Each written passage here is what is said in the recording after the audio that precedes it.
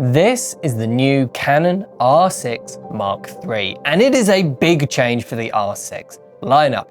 It has a new 32.5 megapixel sensor, their latest autofocus technology, more video features than ever, the same 40 frames a second as the Mark II had, but with twice the buffer size for RAW images. The R6 Mark II was already a fantastic stills camera, of course, but the Mark III is pushing things forward for Canon in a pretty major way.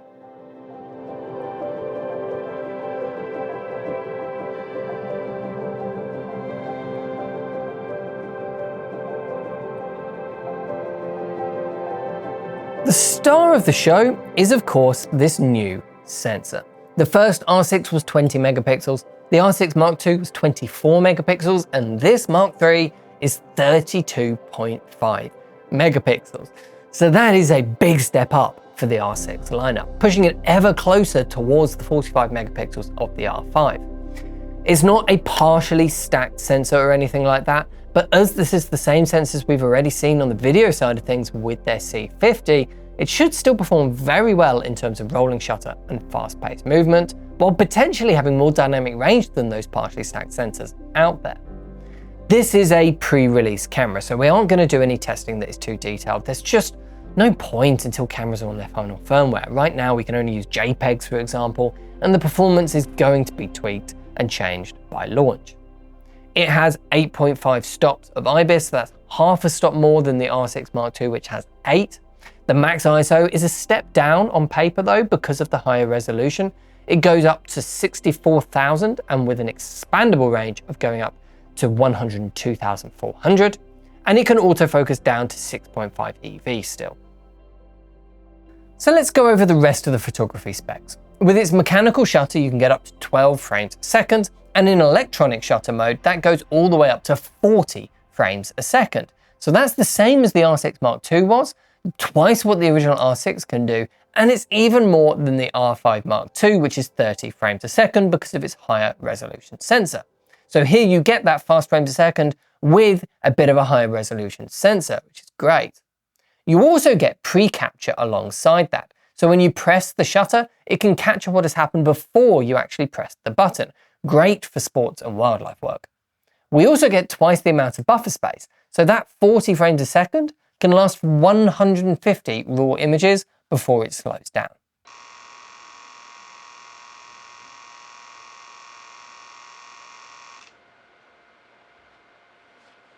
The R6 Mark II was already a very capable stills camera, of course, but this Mark III has managed to simultaneously be higher resolution and more capable in high frame rate, fast-paced work.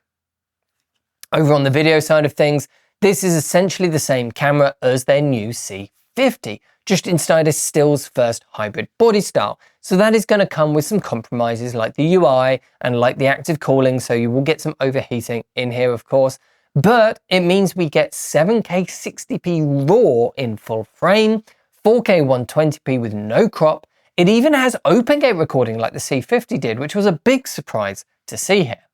There's 3 main codecs going on: RAW, XF-HEVC-S, which is their H.265 codec, and XF-AVC, which is their H.264 based all-I broadcast codec. All of this is far better laid out in the camera's menus. We saw this on the R5 Mark II, and it makes such a difference.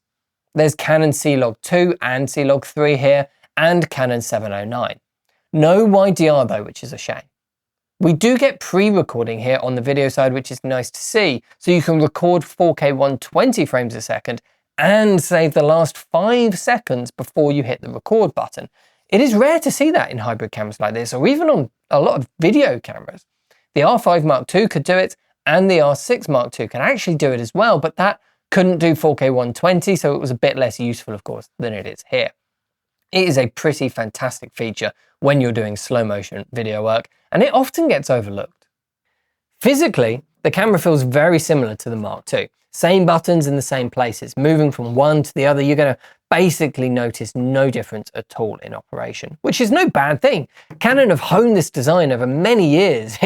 It's designed for stills photographers, of course, rather than for video, but for photography, this is a fantastic design to use. The main changes lay behind the port doors. Firstly is the media card slots. The R6 Mark II had 2 SD card slots, while the R6 Mark III now has 1 CF Express and 1 SD, just like the R5 Mark II has. And the R6 has always been used quite a bit by R5 users as a second body, so it's nice to see that they now are going to match with their media types. And this is an important change because CF Express cards are significantly faster. And this is of course how the camera can do 32 megapixel images at 40 frames a second with twice the buffer size.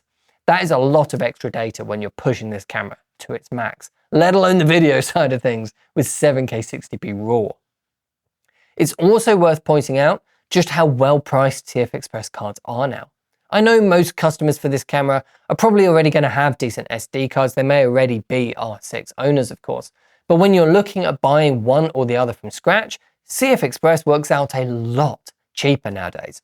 If we look at Angelbird, for example, they sell a 1 terabyte CF Express card, which is fast enough for everything that the camera does, for £230, while a 512 gigabyte V90 SD card, which is half the storage and a tenth of the speed, is £399. That is quite a difference. The other big change is on the other side. We have all the normal ports, of course, like you'd expect, like USB-C, headphone, mic sockets, but then we have a full-size HDMI port.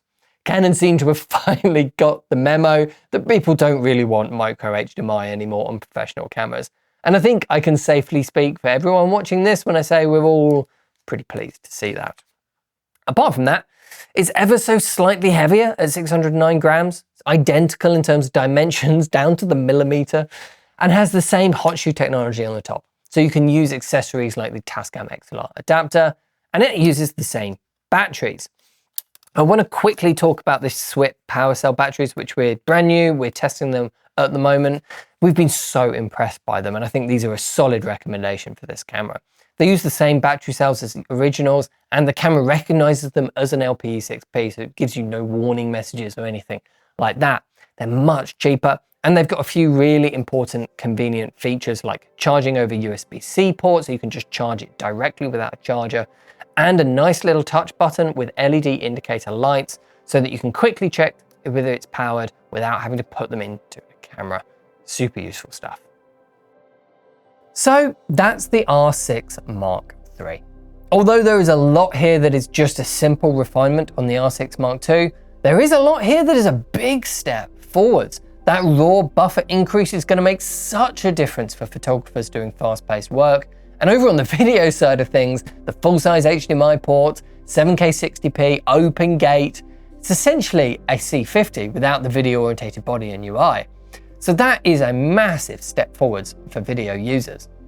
The R6 lineup is a hugely important one for Canon. It's one of their best-selling models because it's so used across so many different styles of work, from portrait to wildlife and sports. The R6 has always been a really solid all-rounder, but without the price tag of the R5. And that's more true here with the Mark III than it ever has been before. If you want to pre-order one for your own work, head over to ProAV with the link down below. And if you have any questions, just let us know in the comment section. Thanks for watching. I'll see you in the next one.